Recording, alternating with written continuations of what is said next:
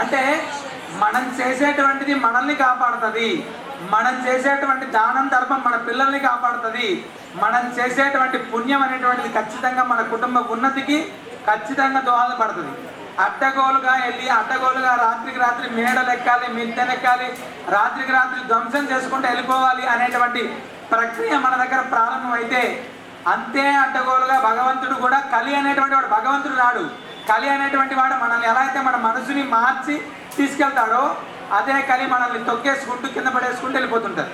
మనం అందరూ అనుకుంటాం పాపాలు చేసేటువంటి వాడే చాలా బ్రహ్మాండంగా కోట్లు సంపాదిస్తున్నాడు కదా స్వామి అని. ఖచ్చితంగా దానికి తగిన ఫలితాన్ని మనం తప్పకుండా పొందుతాం, ఇందులో ఎలాంటి సందేహం లేదు.